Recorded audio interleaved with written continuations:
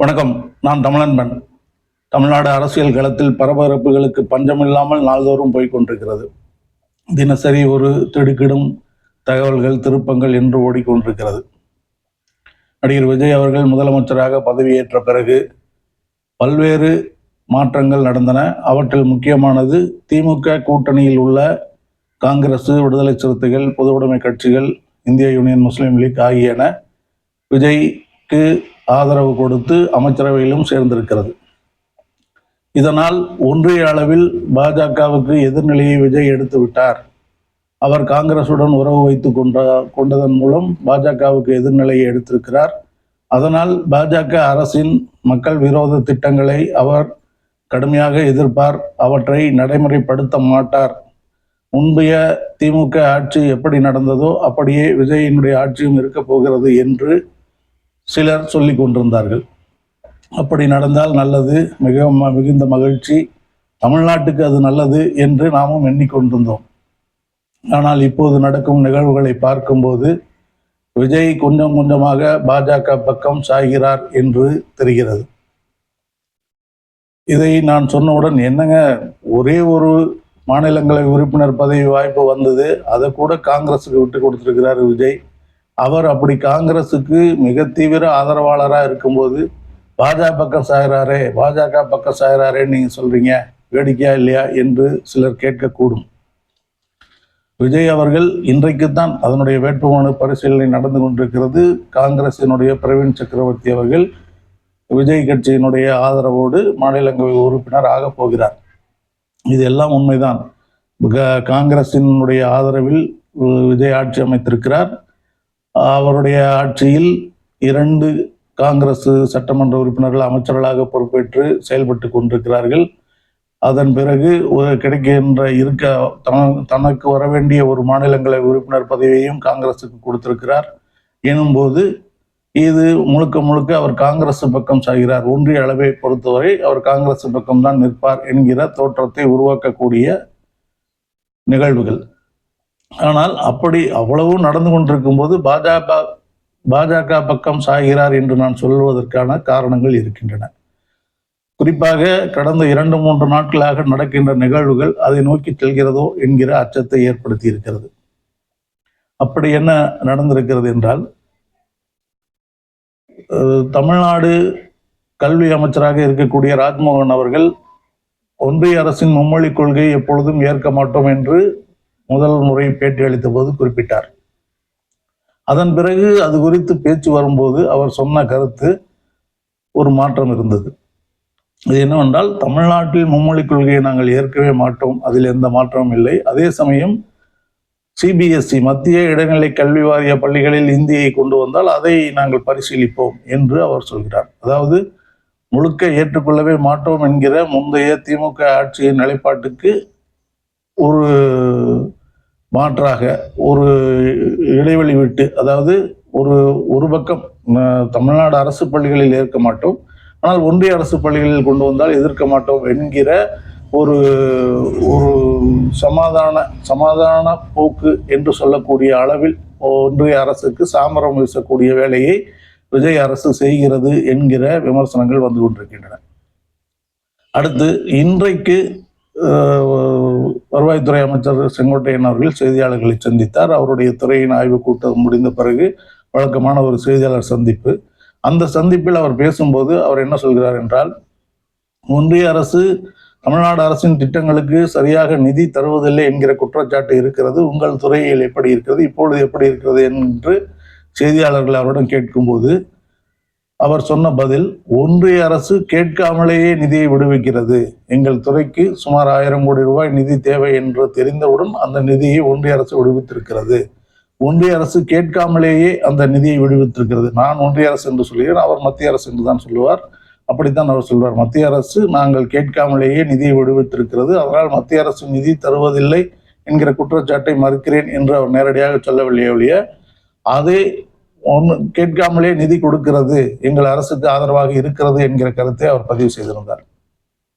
அதுக்கு அடுத்து இன்றைக்கு திடுமென பாட்டாளி மக்கள் கட்சி தலைவர் திரு அன்புமணி அவர்கள் முதலமைச்சர் விஜய் அவர்களை சந்தித்து பேசியிருக்கிறார்.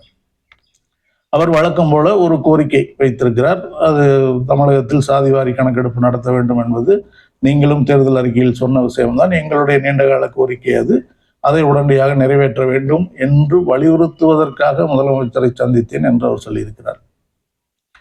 அரசியல்வாதிகள் ஒருவருக்கு ஒருவரை சந்தித்துக் கொள்ளும் போது நேரடியாக பேசுகிற விஷயங்கள் இருக்கும், மக்களுக்கு அறிவிக்கிற விஷயங்கள் ஒன்று இருக்கும், அதற்கு பின்புலமாக மறைமுகமாக பேசப்படுகிற விஷயங்கள் இருக்கும் என்பது நாடறிந்த கதை. இவ்வளவு நாட்களாக இல்லாமல் இப்பொழுது திடீரென அவர் முதலமைச்சரை சந்தித்து ஒரு கோரிக்கை வைத்தேன் என்று சொல்வது, அதிலிருந்து நாம் புரிந்து கொள்ள வேண்டிய சில விஷயங்கள் இருக்கின்றன என்றுதான் விஷயம் தெரிந்தவர்கள் நம்முட்டு சிரிப்போடு நம்மிடம் சொல்கிறார்கள்.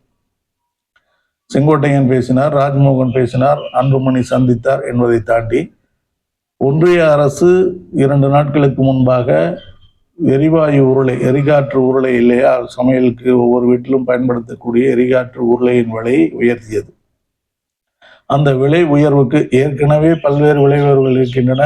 பெட்ரோல் டீசல் விலை உயர்வு, வணிக பயன்பாட்டுக்கான எரிகாற்று விலை உயர்வு என்று பல விலை உயர்வுகள் அறிவிக்கப்பட்டு அதனுடைய சுமையை தாங்க முடியாமல் மக்கள் தவித்துக் கொண்டிருக்கிறார்கள். சிறு குறு தொழில் நடத்துபவர்கள் நிரந்தரமாக தொழில் செய்ய முடியாமல் கடையை மூடிவிட்டு போக வேண்டிய ஒரு துர்பாக்கிய நிலைமை ஏற்படுகிறது என்று நாள்தோறும் செய்திகள் வந்த வண்ணம் இருக்கின்றன. இந்த நிலையில் வணிக பயன்பாட்டுக்கான உருளை விலையை ஏற்றிய போதெல்லாம் நாங்கள் வீட்டு பயன்பாட்டுக்கான விலையை ஏற்றவில்லை என்கிற ஒரு சால்ஜாப்பு சமாதானத்தை சொல்லிக் கொண்டிருந்தது ஒன்றிய பாஜக அரசு. ஆனால் 2 நாட்களுக்கு முன்பு வணிக வீட்டு பயன்பாட்டுக்கான எரிகாற்று விலையும் சுமார் 29 ரூபாய் 30 ரூபாய் அளவில் உயர்த்தி இருக்கிறது ஒன்றிய அரசு. இது குறித்து தமிழ்நாட்டில் உள்ள அனைத்து கட்சிகளும் கடுமையான எதிர்ப்பை பதிவு செய்து, ஏற்கனவே மக்கள் இவ்வளவு துன்பங்களில் இருக்கிறார்கள், மீண்டும் சமையல் எரிகாற்று விலையும் நீங்கள் உயர்த்தினால் அது மேலும் மக்களை பாதிக்கும், அன்றாட மக்கள் உணவுக்கே வழி இல்லாமல் தடுமாறக்கூடிய ஒரு சூழ்நிலை ஏற்பட்டுவிடும் என்றெல்லாம் எதிர்ப்பு தெரிவித்து கருத்துக்களை பதிவு செய்து வருகிறார்கள். ஆனால் இப்பொழுது வரை அது குறித்து விஜய் ஒரு வார்த்தை கூட பேசவில்லை. விஜய் தமிழ்நாட்டின் முதலமைச்சராக இருக்கிறார். ஒன்றிய அரசு தமிழ்நாட்டு மக்கள் மீது மட்டுமல்ல, ஒன்றியம் முழுவதும் உள்ள மக்கள் மீது ஒரு சுமையை சுமத்துகிறது. அதற்கு எதிர்வினை ஆற்றவே இல்லை. அவர் தன்னுடைய தேர்தல் பரப்புரையின் போது தேர்தல் அறிக்கையிலேயே ஆண்டுக்கு 6 எரிகாற்று உருளைகள் இலவசமாக வழங்கப்படும் என்று மிக கவர்ச்சிகரமான ஒரு வாக்குறுதியை அளித்தார். இன்றைக்கும் ஊரில் உள்ள மக்கள் எல்லாம் இது குறித்து பேசும்போது எப்பொழுது அதை அவர் அறிவிப்பார் என்றுதான் கேட்டுக்கொண்டிருக்கிறார்கள். ஏனெனில் ஒரு நடுத்தர குடும்பத்தில் ஆண்டுக்கு 6 என்பது முழுமையாக அவர்கள் 1 ரூபாய் செலவில்லாமல் ஆண்டு முழுவதும் சமையல் செய்யக்கூடிய ஒரு வாய்ப்பை பெற்றிருக்கிறார்கள். சுமார் 6000 ரூபாய் செலவு செய்து அவர்கள் செய்ய வேண்டிய சமையலை அந்த 6000 ரூபாயும் மிச்சப்படுத்தி விடலாம் என்கிற நப்பாசையில் அவர்கள் நாள்தோறும் கேட்டுக்கொண்டிருக்கிறார்கள். முதலமைச்சர் விஜய் அவர்கள் அந்த அறிவிப்பை வெளியிட்டார். அதை எப்பொழுது நடைமுறைப்படுத்துவார் என்கிற கேள்வி நாள்தோறும் வந்து கொண்டே இருக்கிறது. அதற்கு விடை இல்லை என்பது நமக்கு தெரியும், அந்த அப்பாவி மக்களுக்கு தெரியாது. அவர்கள் இன்னமும் நம்பிக்கொண்டிருக்கிறார்கள் விஜய் உடனடியாக அதை அறிவிப்பார் என்று. விஜய் அப்படி அறிவிக்கவில்லை என்றாலும் கூட இன்றைக்கு ஒன்றிய அரசு சமையல் எரிகாற்று விலையை உயர்த்தி இருக்கிறது எனும்போது அதை கடுமையாக கண்டித்திருக்க வேண்டும். அல்லது அவருடைய வழக்கம் எதையும் எதிர்த்து பேசுவதில்லை, கடுமையாக பேசுவதில்லை, எப்பொழுதும் ஒரு நிதானமான போக்கில் அணுகுவார் என்று ஒரு சால்ஜாப்பு, ஒரு சமாதானம் அந்த கட்சிக்காரர்கள் சொல்வார்களே. ஆனால் ஒரு பரிசீலனை செய்ய வேண்டும். இது மக்களை கடுமையாக பாதிக்கக்கூடிய ஒரு விலையேற்றம். இந்த விலையேற்றத்தை ஒன்றிய அரசு ரத்து செய்ய வேண்டும், ரத்து செய்ய பரிசீலிக்க வேண்டும் என்கிற கோரிக்கையாவது அவர் வைத்திருக்கலாம். கண்டனம் தெரிவித்து எதிர்த்து அறிக்கை விடுவது என்பது ஒன்று, கோரிக்கை வைத்து மனு கொடுப்பது என்று ஒன்று. இரண்டையும் அவர் செய்யவில்லை. வழக்கமாக பிரதமருக்கு கடிதம் எழுதுவார்கள், அதுபோன்று ஒரு கடிதத்தையாவது எழுதியிருக்கலாம். தேர்தல் பரப்புரையின் போது இதுபோல் எரிகாற்று விலை உயர்வு இது சிக்கல்கள் வரும் பொழுது அவர் அப்போதைய முதலமைச்சரை பார்த்து ஒரு முறை டெல்லிக்கு பறந்து போய் இந்த பிரதமரை சந்தித்து இந்த விஷயத்தை நீங்கள் சரி செய்ய முடியாதா என்று தேர்தல் பரப்புரையில் கேள்வி எழுப்பினார் விஜய் அவர்கள். இன்றைக்கு அவர் அந்த பொறுப்பில் இருக்கிறார். எதிர்த்து ஒரு குரல், ஒரு வார்த்தை பேசவில்லை அவர். இதனாலேயே இந்த தொடர் நிகழ்வுகள் தான் அவர் பாஜகவை நோக்கி மெல்ல மெல்ல சாகிறாரோ என்கிற சிந்தனையை ஏற்படுத்துகிறது. இன்னொரு பக்கம் நேற்றைக்கு இந்தியா கூட்டணி, அதாவது அகில இந்திய அளவில் பாஜகவுக்கு எதிராக உருவாகி செயல்பட்டு கொண்டிருக்கும் இந்தியா கூட்டணி கட்சிகளின் கூட்டம் நேற்று நடைபெற்றது.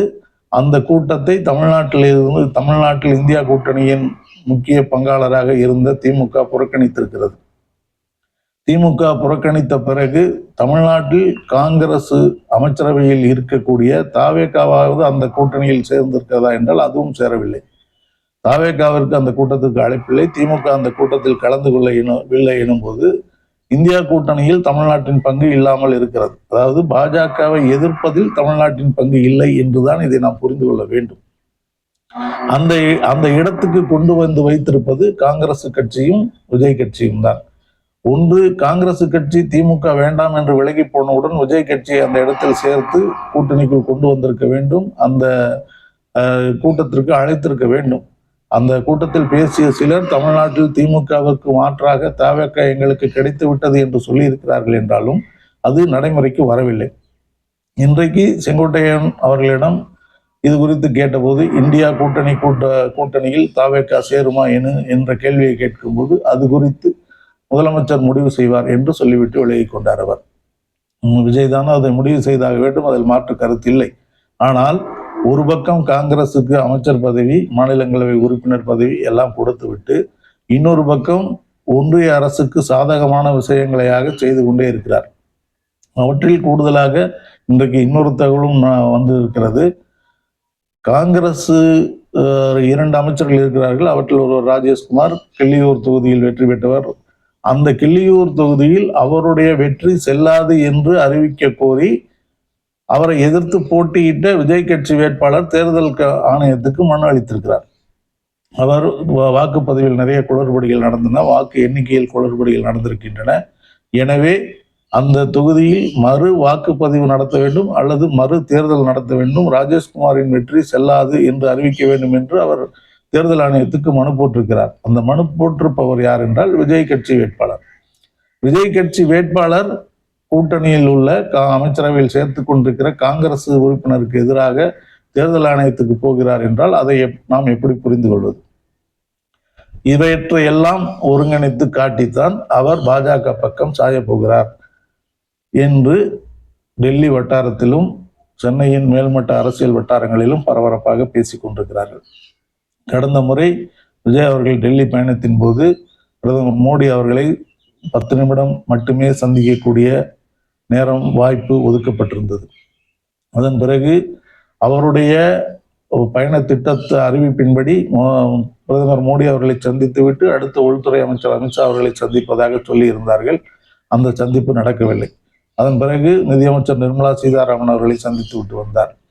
அதன் பின் அதற்கு அடுத்த நாள் காலை ராகுல் காந்தி சோனியா காந்தி சந்திப்பு நடக்கும் என்று விஜயனுடைய பயண திட்டத்தில் அறிவிக்கப்பட்டிருந்தது. அந்த சந்திப்பும் நடக்கவில்லை. அவர் உடனடியாக சென்னை திரும்பிவிட்டார். அதாவது கடந்த முறை அமித்ஷா அவர்களும் ராகுல் காந்தி அவர்களும் இருவருமே விஜயை சந்திக்க மறுத்து விட்டார்கள் என்கிற தகவல் தான் அப்பொழுது வேகமாக பரவியது. அதற்கு என்ன காரணம் என்று அப்பொழுது தெரியவில்லை, இப்பொழுது தெரிகிறது என்று ஒரு திரைப்பட வசனத்தை போல், அப்ப புரியல இப்ப புரிஞ்சதுன்ற அந்த வசனத்தை போல் அன்றைக்கே ராகுல் காந்தி அதை உணர்ந்திருந்தாரா என்று தெரியவில்லை. விஜய் அவர்களை சந்திக்க மறுத்திருக்கிறார். அன்றைக்கு அமித்ஷா சந்திக்க மறுத்த பிறகு ஒரு ஒன்றியத்தை ஆளும் கட்சியை பகைத்து கொண்டு நாம் அரசியல் நடத்தினால் பல்வேறு சிக்கல்களை சந்திக்க வேண்டி இருக்கும் என்று விஜய் அவருடைய சுற்று வட்டாரத்தினால் வற்புறுத்தப்பட்டிருக்கிறார் என்று ஒரு தகவல் உலவு கொண்டிருக்கிறது. ஏற்கனவே கரூர் கொடுந்துயர் வழக்கு ஒன்றிய அரசின் கைகளில் இருக்கிறது. அந்த வழக்கின் விசாரணையும் நடந்து கொண்டிருக்கிறது. அந்த வழக்கில் விஜய் குற்றவாளி என்று அறிவித்து விட்டால் அவருடைய பதவி போகும், சிறைக்கு செல்ல வேண்டிய நேரிடும் என்றெல்லாம் அச்சமூட்டி கொண்டிருக்கிறார்கள் ஒரு பக்கம். இன்னொரு பக்கம் கடந்த 2-3 நாட்களாக தீயாய் பரவி கொண்டிருக்கும் பெரிய ஒரு போதைப் பொருள் கடத்தல் சிக்கல் ஒன்று விஜய் அரசின் தலைக்கு மேல் கத்தியாக தொங்கிக் கொண்டிருப்பதாக சொல்கிறார்கள். இவற்றிலிருந்து மீள வேண்டும் என்றால் நாம் ஒன்றிய அரசுடன் அனுசரணையாக சென்றுவிட வேண்டும் என்று அவர் நினைக்கிறார். அதன் விளைவாகத்தான் அவர் காங்கிரசுக்கு ஒரு பக்கம் இந்த சலுகைகளை கொடுத்து விட்டு நீங்கள் எங்கள் ஆட்சிக்கு ஆதரவு கொடுத்தீர்கள், அதற்கு நாங்களும் பதிலுக்கு முறை செய்து விட்டோம். இனி உங்களுக்கும் எங்களுக்கும் கணக்கு நேராகிவிட்டது. எங்கள் பாதை எங்களுக்கு, உங்கள் பாதை உங்களுக்கு என்பது போன்ற ஒரு தோற்றத்தில் அவர் பாஜகவை நோக்கி சென்று கொண்டிருக்கிறார் என்று சொல்கிறார்கள். அரசியலில் இதெல்லாம் சாதாரணமப்பா என்கிற மாதிரி இன்றைக்கு இந்த கட்சியில் இருப்பவர்கள் நாளைக்கு அந்த கட்சிக்கு போவதும், இந்த அணியில் இருப்பவர்கள் அணி மாறுவதும் மிக இயல்பான ஒன்று. விஜய் அவர்களும் அவருடைய அரசியல் பிரவேசமும் அவருடைய அதிரடியான வெற்றியும் கூட பாஜகவின் பின்புலத்தால் அதனுடைய ஒத்துழைப்பால் நடந்தது என்கிற விமர்சனங்கள் இன்னமும் இருந்து கொண்டிருக்கின்றன. பாஜக முறைகேடான வழியில் விஜயை முதலமைச்சராக்கி இருக்கிறது என்கிற குற்றச்சாட்டுகளும் சொல்லப்பட்டு கொண்டிருக்கின்றன. இதுவரை எதுவும் நிரூபிக்கப்படாத ஒரு சான்றுகள் இல்லாத குற்றச்சாட்டுகள் என்றாலும் நெருப்பில்லாமல் புகையாது என்கிற சொல்லும் கூடவே வந்து கொண்டிருக்கிறது. அதற்குள் நாம் போக வேண்டியதில்லை. இப்பொழுது விஜய் அவர்கள் தமிழ்நாடு அரசின் ஒரு தனக்கு அறுதி பெரும்பான்மை இல்லை என்றவுடன் காங்கிரசின் ஆதரவை கூறியதும், காங்கிரசுக்கு 2 அமைச்சர் பதவி கொடுத்ததும், தமிழ்நாட்டில் மதச்சார்பற்ற கட்சிகள், முற்போக்கு கூட்டணியில் உள்ள கட்சிகள், முற்போக்கு சிந்தனை உள்ள கட்சிகள் என்று சொல்லப்படுகிற பொது உடைமை கட்சிகள் மற்றும் விடுதலை சிறுத்தைகள் கட்சிகளுடைய ஆதரவுடன் ஆட்சி அமைத்திருப்பதும், சிறுபான்மை சமுதாயம் என்று ஒன்றிய அரசு, ஒன்றிய பாஜகவினால் மிக கொடுமையாக ஒதுக்கி வைக்கப்பட்டு கொண்டிருக்கும் முஸ்லிம் லீக் கட்சிக்கு ஒரு அமைச்சர் பதவி கொடுத்திருப்பதும் ஒரு நேர்மறையான ஒரு அணுகுமுறையாக ஒரு ஒரு ஒரு பாதுகாப்பான, அதாவது தமிழ்நாட்டு மக்களை பொறுத்தவரை ஒன்றிய அரசின் மிக கொடுமையான திட்டங்களுக்கு எதிர்க்கக்கூடிய ஒரு ஆட்சி நமக்கு கிடைத்திருக்கிறது என்று பாதுகாப்பாக உணரக்கூடிய ஆட்சியாக அது தோற்றம் அளித்தது. அது வெறும் தோற்ற மயக்கம்தான் என்று அப்பொழுதே விமர்சனங்களும் வந்து கொண்டிருந்தன. அது நமக்கும் அப்பொழுது இது போக போகத்தான் தெரியும். விஜய் அவர்களுடைய செயல்பாடு தான் அவர் சரியான பாதையில் செல்கிறாரா அல்லது பாஜகவுக்கு அடிபணிய போகிறாரா என்பது தெரிய வரும் என்று நாம் சொல்லிக் கொண்டிருந்தோம்.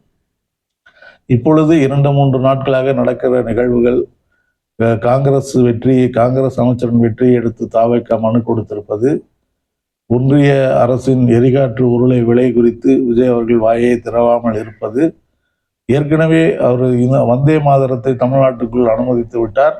வந்தே மாதரம் ஆளுநர் இருக்கும் நிகழ்ச்சிகளில் எல்லாம் பாடப்படும் என்கிற கருத்தையும் ஆழமாக விதித்து விட்டார்.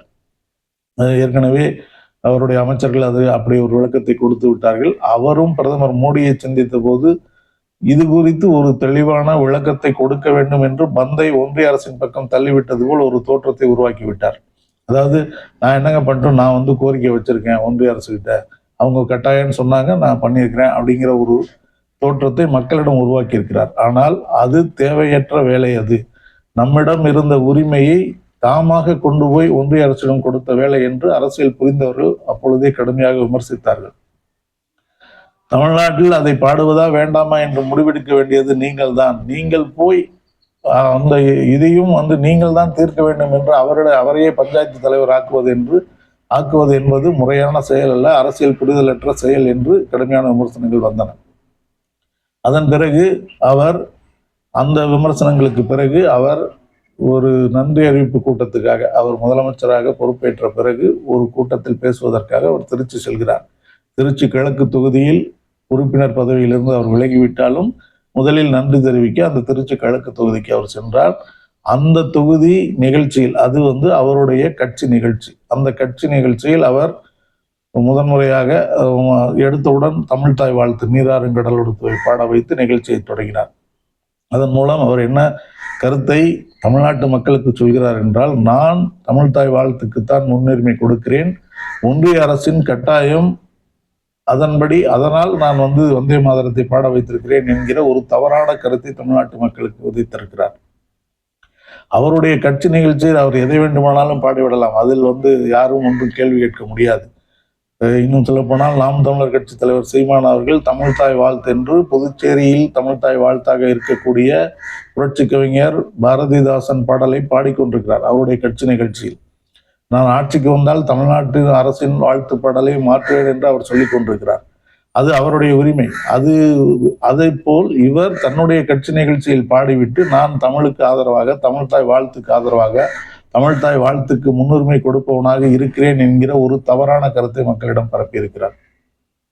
அதாவது, அரசு அதிகாரம் என்று வரும்போது பம்மி பதுங்குவது, தன் கட்சி என்று வரும்போது வீராவாசமாக பேசுவது என்கிற ஒரு மோசமான முன்னுதாரணத்தை உருவாக்கி கொண்டிருக்கிறார்.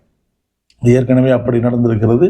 இப்பொழுது நடக்கிற நிகழ்வுகள் அனைத்தும் பார்க்கும் பொழுது, அதிலும் குறிப்பாக அன்புமணி அவர்கள் வந்து சந்தித்து விட்டு போயிருக்கிறார். அவருக்கு 4 சட்டமன்ற உறுப்பினர்கள் இருக்கிறார்கள் என்பதையெல்லாம் நாம் கவனத்தில் கொள்ள வேண்டும். பாஜக பக்கம் சாய்ந்தால் பாஜகவினுடன் ஒரு கூட்டணியில் இருக்கின்ற அதிமுகவும் விஜய் கட்சிக்கு ஆதரவாக மாறக்கூடும். அவர்களுக்கும் 40க்கும் மேற்பட்ட சட்டமன்ற உறுப்பினர்கள் இருக்கிறார்கள். அங்கு ஆதவ் அர்ஜுனா அவர்களுடைய மாமியார் லீமா ரோஸ் அவர்கள் இருக்கிறார்கள். இதையெல்லாம் கூட்டி கிழித்து பார்த்தால் பாஜக பக்கம் விஜய் சாய்கிறார், வெளிப்படையாக சாய்கிறார். இதுவரை மறைமுகமாக இருந்தது, இப்பொழுது வெளிப்படையாக சாய்கிறார் என்பது கொஞ்சம் கொஞ்சமாக உறுதிப்பட்டு கொண்டே இருக்கிறது. இது கொஞ்சம் கொஞ்சமாக உறுதிப்படாமல் அப்படியே கரைந்து அவர் காங்கிரஸ் அணியில் தான் இருக்கிறார், ஒன்றிய அளவிலும் இந்தியா கூட்டணியில் இருப்பார் என்று அறிவித்து விட்டால் மிக மகிழ்ச்சி. ஒன்றிய அரசின் தாண்டோண்டித்தனமான முடிவுகளை எதிர்த்து அவர் பேசுவார் என்றால் அது கூடுதல் மகிழ்ச்சி. அப்படி இல்லாமல் அவர் தன்னுடைய நலனுக்காக, தன்னுடைய கட்சி நலனுக்காக, தன்னுடைய சுற்றத்தார் நலனுக்காக அவர் பாஜக பக்கம் சாய்ந்து அவர்களுடைய மோசமான மக்கள் விரோத கொள்கைகளுக்கு ஆதரவாக நடந்து கொண்டார் என்றால் அது தமிழ்நாட்டுக்கு தாங்க முடியாத பேரிடி. ஏற்கனவே 4 ஆண்டு காலம் முதலமைச்சராக இருந்த எடப்பாடி பழனிசாமி அவர்கள் ஒன்றிய அரசு நீட்டிய இடத்திலெல்லாம் கையெழுத்து போட்டதன் விளைவு தமிழ்நாடு பல இடங்களில் பின்னோக்கி போயிருக்கிறது. நீட் தேர்விலிருந்து உதய் மின் திட்டத்திலிருந்து டிஎன்பிஎஸ்சியில் வந்து பிற மாநிலத்தவர் சேரலாம் என்பதிலிருந்து தமிழ்நாட்டின் கல்வி மாணவர் சேர்க்கையில் பிற மாநிலத்தவரும் பங்கு பெறலாம் என்கிறது இன்று அடிப்படையான பல விஷயங்கள் நம் கையை விட்டு போயிருக்கின்றன. அவ்வளவு மோசமாக பாதிப்பில் நாம் இருக்கிறோம். இப்பொழுது விஜய் அவர்களும் பாஜக பக்கம் சாய்ந்து அவர்கள் சொல்கிறவற்றை ஏற்று நடப்பது என்கிற முடிவுக்கு வந்துவிட்டால் தமிழ்நாட்டின் கதி அதோ கதிதான்.